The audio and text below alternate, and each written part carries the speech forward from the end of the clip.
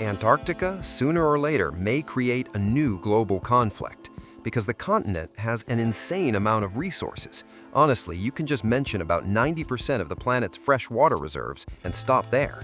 Global conflicts have started over less, but besides water, Antarctica is rich in oil, gas, copper, zinc, gold, and other things you only briefly see in economic reports as constantly getting more expensive and extremely necessary for the world. And the nuance is that in 2048, any country can file an objection against the current Antarctica Treaty signed in 1959, and with a majority of votes, the continent can be stripped of its status as ownerless and strictly protected, which is why the question appears, who does Antarctica even belong to? For that, of course, we need to dive into history, knowledge of which, as we never get tired of reminding, constantly helps predict the future. In the next couple of minutes, I'll tell you everything about the contenders for the ice continent. You're watching Secret Chapters. Hit like, subscribe, and we begin. We'll start with an indecently deep history, so deep that we'll say this: Antarctica is the flesh and blood of the Northern Hemisphere. Yes, only 500 million years ago, when Earth was ruled by the single supercontinent Gondwana, Antarctica, for the most part, was located in the Northern Hemisphere. Only part of today's East Antarctica was closer to the equator. Southward, together with Gondwana, Antarctica shifted about 400 million years ago, and within that structure, its future neighbors became Africa, India, Australia, and South America. That's how those still unified continents lived side by side back then, raising dinosaurs and other life. In the Carboniferous period, which we covered in a separate video, Antarctica was also bursting with life, and even now, somewhere under the ice, it has a huge amount of coal deposits too. And even the breakup of Gondwana didn't really affect the continent's warm, pleasant climate all that much. This happened about 180 million years ago, and for our question, what matters is that the first one to break away was Africa. It separated from Antarctica and moved north. India did the same next, and about 80 million years ago, what remained of what used to be Gondwana was the large continent Zealandia, which scientists now loudly call the submerged seventh continent. Antarctica is one of the harshest places on Earth. Its map was compiled in 2023, and Zealandia consisted of Antarctica, Australia, and parts of South America and Africa.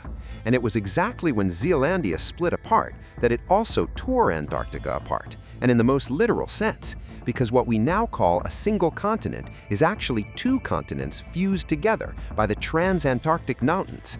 And since 1958, geologists have clearly divided Antarctica into west and east, because the western part is a direct continuation of the Andes, the flesh and blood of South America. This is a young region with active tectonics and lots of volcanoes. East Antarctica, in turn, is a much older platform with rock ages up to 3 billion years. It is geologically stable and is the flesh and blood of Australia. So from a geological point of view, the answer to the question of whose Antarctica it is layered.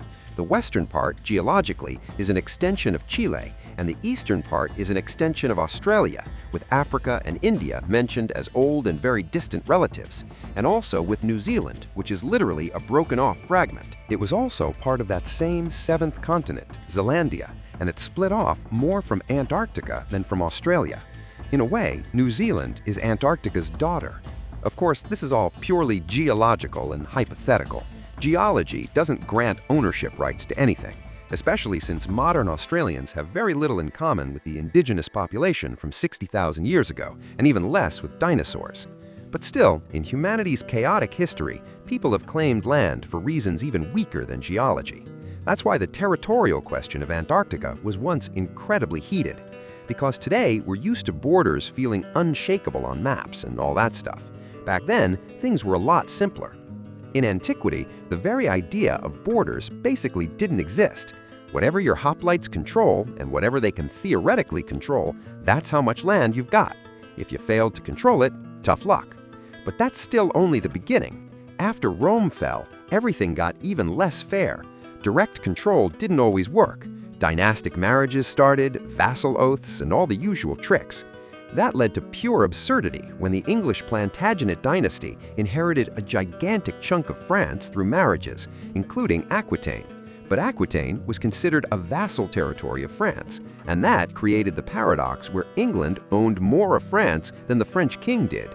But the King of England was still considered a vassal of the King of France, which is exactly what exploded into the 100 Years' War.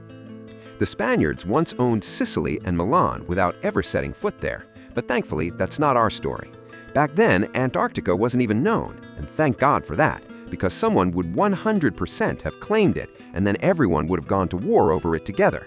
But luckily, Antarctica was discovered in the 15th to 19th centuries when humanity played by the rules of the age of great geographical discoveries. Still not perfect, but at least a bit more fair. Under those rules, to claim ownership, you had to discover the territory, report it to your government, describe it, put down some ritual stone, and read a declaration. And then came the opposite principle compared to today. Today, you need other countries to recognize it, but back then, you needed silent consent.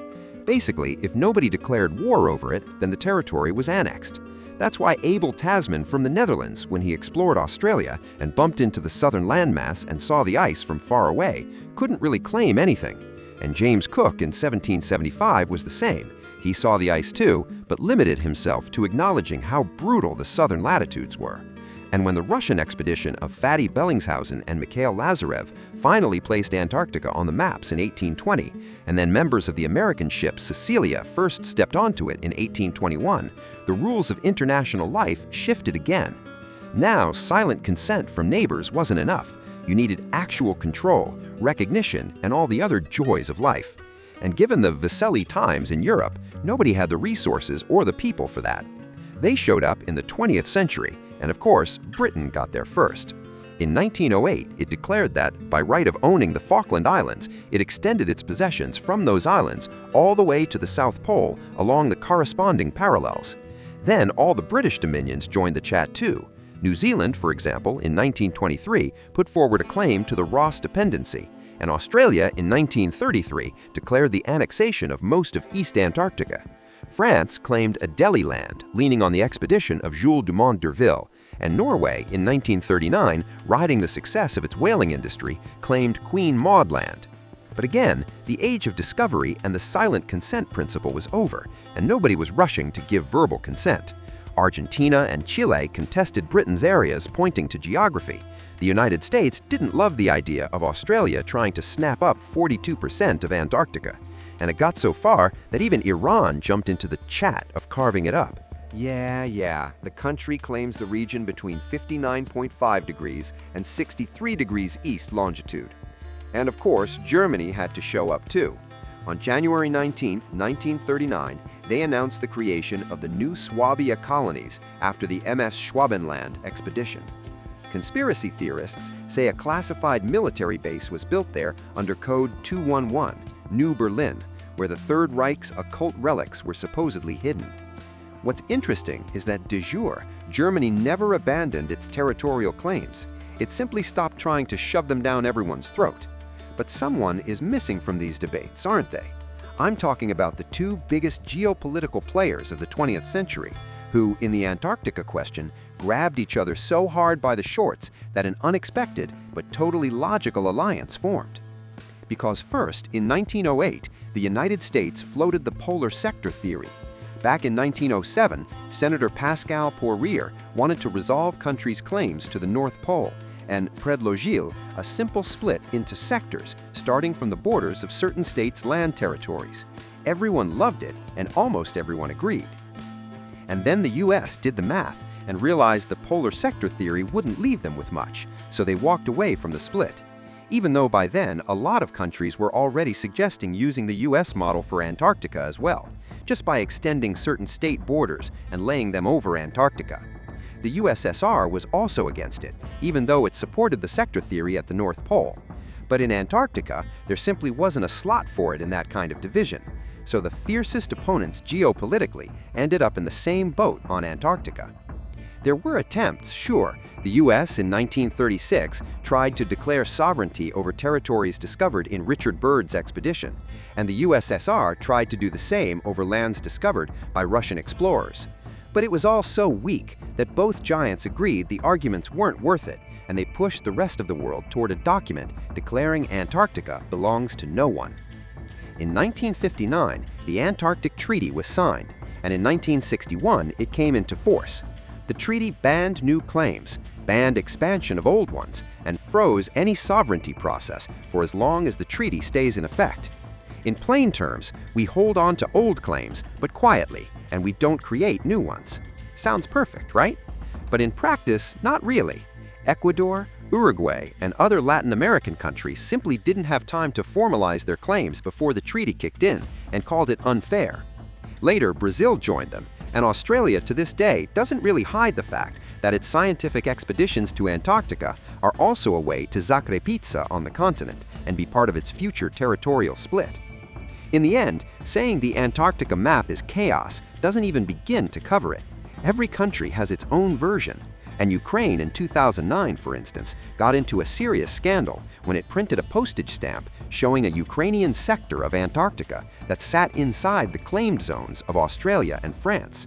A small scandal erupted, and each year those can become more frequent because on paper the Antarctic Treaty has no end date, but in reality, in 2048, any country with claims to the continent can demand a revision, and if 75% of the signatories vote for it, the treaty could lose its force, with all the consequences that come with that. Let's hope it doesn't get there. Now you know more.